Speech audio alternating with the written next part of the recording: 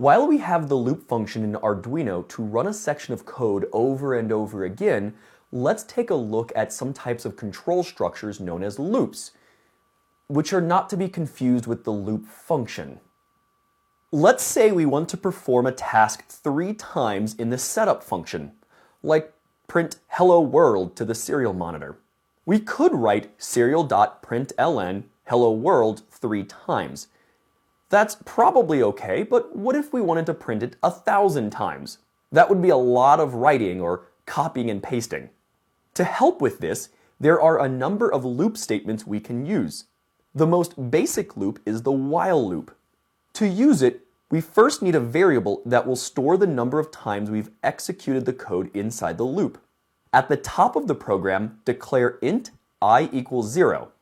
Then, underneath our serial.begin 9600 line, write while, open parentheses, I less than 3, close parentheses, open curly brace. Press enter and Arduino will automatically indent your next line and create a closed curly brace. This while structure says that the code inside the curly braces will execute over and over again so long as the variable I is less than 3. Much like our if statements, the code inside the parentheses must evaluate to true or false in order to change the flow of the program. Now, inside the curly braces, write serial.println, open parentheses, open quotation marks, hello world, close quotation marks, close parentheses, semicolon. If we were to execute this, hello world would be continually printed to the terminal over and over again forever. Why do you think that is? Well, that's because we set I to 0 and never change it. I will always be less than 3, so the code in the while loop will just execute repeatedly. To fix this, we need to change I inside the loop. Specifically, we want it to count up after each execution of the code in the while loop. So we write I equals I plus 1, semicolon, at the end of the loop, but still inside the curly braces. Now, when we upload this and open the serial monitor, we see hello world printed exactly 3 times, and then nothing happens. Let's look at our code to see what's going on. We define the variable I as 0 before any other code is run. We initialize our serial monitor like we're supposed to. Then we start our loop. Before the code in the curly braces gets executed even once, the loop first performs the check in the parentheses. What is I? Well, it's 0, and 0 is less than 3, so this part is true. That means the code in the loop is executed once before another check is performed. So we print hello world, and then add 1 to I. I is now 1, and we return to the top of the loop. Is 1 less than 3? Still yes. So the loop happens again. Print hello world and increment I, which is now 2. Is 2 less than 3? Yes. So we print our phrase once more and increment I again to 3. Back to the top of the loop. Is 3 less than 3? No. That means the loop is done and we drop to below the curly braces.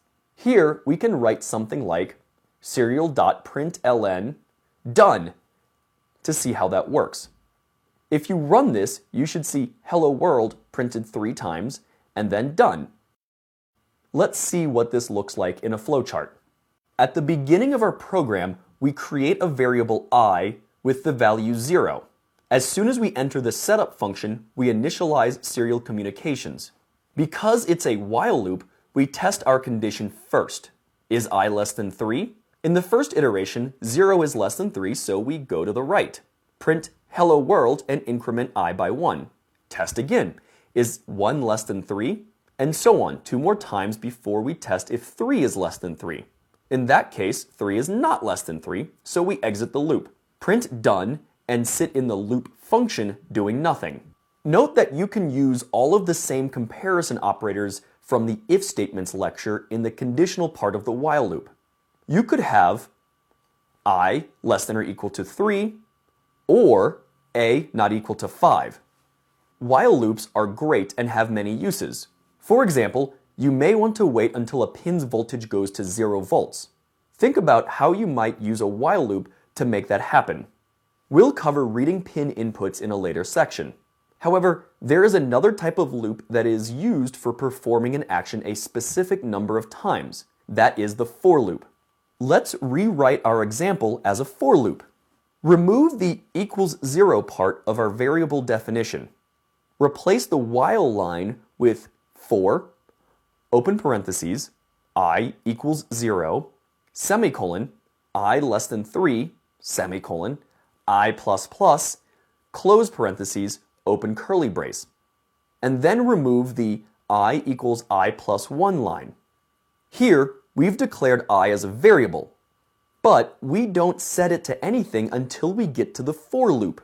The conditional section of the for loop has 3 parts, each separated by a semicolon. In the first part, we set our counter to an initial value. In this, we set our counter I to 0. In the second part, we define our condition. Much like in the while loop example, we want the for loop to continue executing as long as I is less than 3. Finally, in the third part, we define how we want our counter to increment or decrement after each iteration of the loop. Instead of writing I equals I plus 1 like we did in the while loop, we make it shorter by writing I plus plus. It accomplishes the same thing. This for loop executes by first setting I to 0 in the initialization step.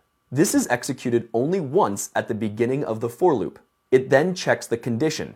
I, which is 0, is less than 3, so the code between the curly braces is executed.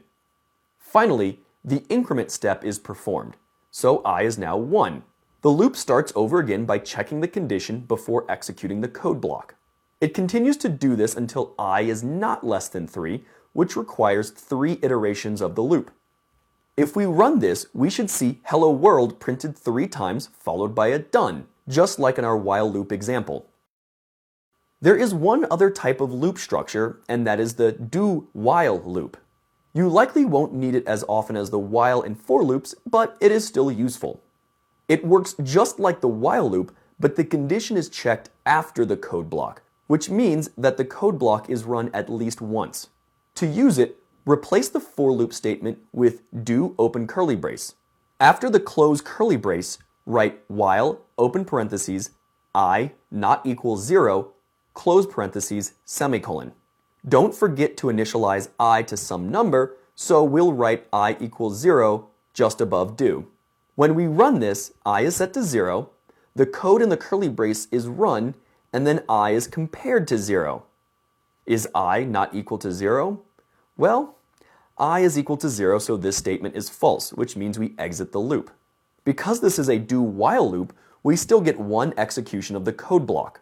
Run this and you'll see hello world printed once before done.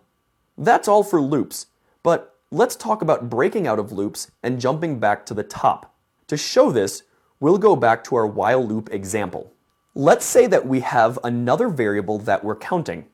We'll call it a and set it to 0 just before where we defined I.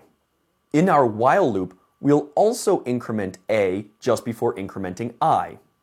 Because the while loop is watching the variable I, it will still execute 3 times. What if we wanted to stop the while loop prematurely when a equals 2? We can write an if statement at the top of the code block to check a against 2 and use the break statement to exit the loop. Now, when we run this, we'll see hello world printed only twice before the loop exits, even though I was still less than 3. We can also use the continue statement to return to the top of the loop. Remove the if statement and break.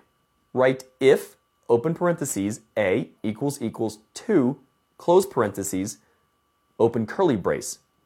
Continue, semicolon, between incrementing a and I. What do you think will happen when we run this? We'll actually get hello world to print 4 times instead of the 3. That's because on the one iteration where a is equal to 2 after the increment, we skip the I step. This gives us one more time through the loop. If you want to challenge yourself, I recommend creating flowcharts for each of these examples. It will help give you an idea for what's going on in break and continue.